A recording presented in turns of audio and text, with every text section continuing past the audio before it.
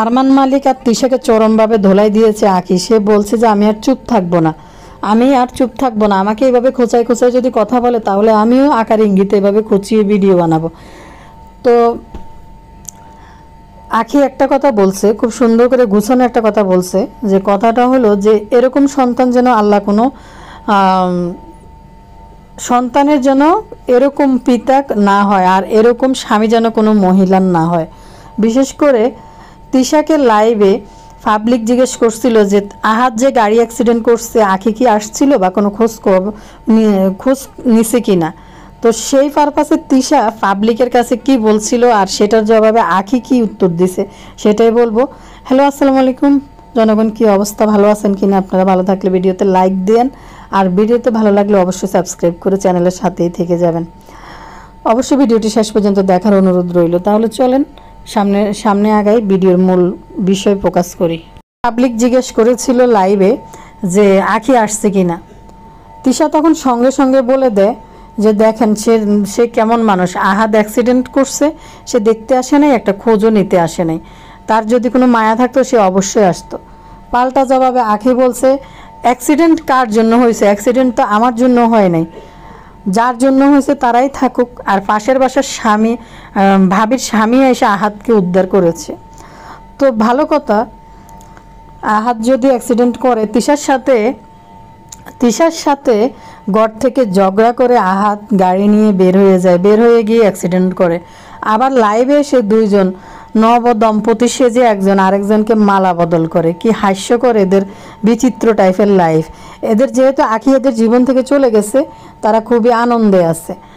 একদিকে আনন্দ আছে, আরেকদিকে বাসায় তারা ভালো থাকতে পারছে না, কারণ তাদের যদি ইনকাম কমে যায়। আখির ওইদিকে অল্প কয়দিনের ভিতরে আখি কিন্তু 2 লাখ ফলোয়ার চলে আসছে ফেসবুকে।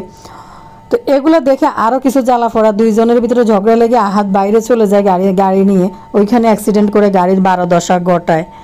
তো আঁকি কেন আসলো না? আঁকি পাল্টা জবাবে বলছে আমার জন্য কি কিছু হয়েছে যে অ্যাক্সিডেন্ট করছে? কেন হয়েছে?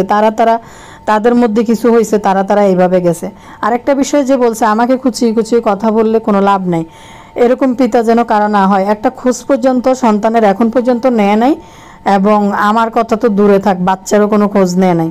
থাকতো রুমটা দখল করার জন্য আঁকির সব কাপড় গুছাই ফেলছে, যে এই কাপড়গুলো আঁকিকে পাঠাই দিব, এখন কেন এখানে থাকলে ওর লাগবে কাপড়। এখন পর্যন্ত কিন্তু কাপড়গুলো পাঠায় নাই। মানে আঁকির রুমটা দখল করার জন্য তিশা ওই রুম নিজের মতো করে আবার নিজের কাপড় চোপড় দিয়ে, আহাদের কাপড় চোপড় দিয়ে আলমারিগুলো সাজাই ফেলছে, কারণ আঁকির কাপড়গুলো সব নামাই ফেলছে।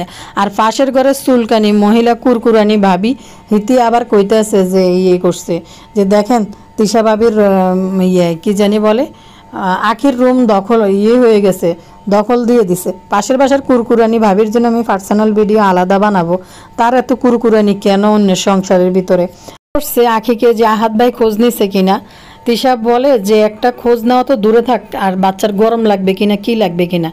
তো সম্ভবত আঁকিদের বাসায় এসি টেসি সবই ব্যবস্থা ছিল। তো এখন তো আঁকি আসলে তার বাবার বাসায় আছে, তার বাবার অবস্থা কেমন সেটা তো আপনারা সবাই ইতিমধ্যে জানেন, যেভাবে তাকে অপমান করা হয়েছে, ছোট করা হয়েছে। তো ওইখানে হয়তো বাচ্চাটার মানে অনেক সুবিধা থেকে সে বঞ্চিত হইতেছে, কারণ আহাদ, তিশা বা আঁকি তারা ফেসবুক থেকে যে পরিমাণ টাকা ইনকাম করছে, তারা একটা লাক্সারিয়াস লাইফ লিড করতে এখন হয়তো ওই রকম পারছে না। তবে আল্লাহর বিচার আছে, যে আল্লাহ যখন বিচার করা শুরু করে দেয়, কে জানি একটা পোস্ট দিছিল যে প্রকৃতি যখন বিচার করা শুরু করে সেটা দেখার মতো না। তো এখন প্রকৃতি কার বিচার করতেছে সেটা কিন্তু আপনারা দেখতে পাচ্ছেন। মানে তিশা এবং আহাদের কথা বলছে, যেটা অ্যাক্সিডেন্টের একটা বিষয়।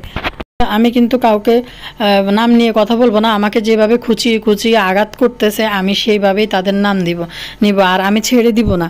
যে আমাকে এভাবে খোঁচালে আমি তো আর ছেড়ে দিব না, এটা তো হতে পারে না।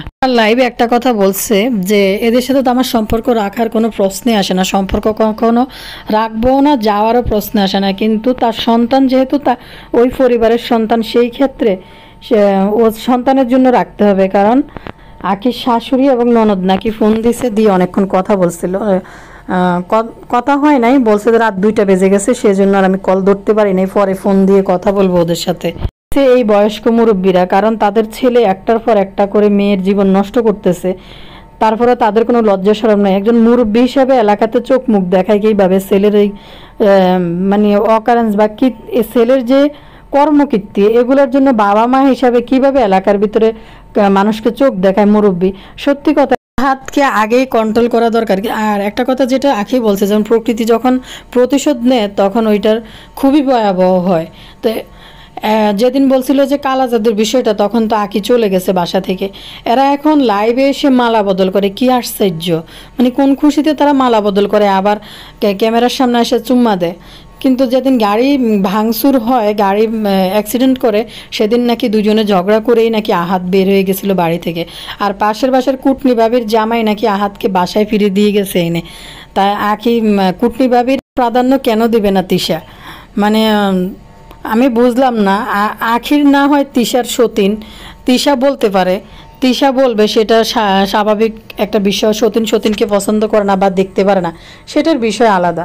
কিন্তু পাশের বাসার মহিলা তিশা যা না বলছে তার থেকে বেশি এই কুটনি ভাবি আখিরে তা বলছে।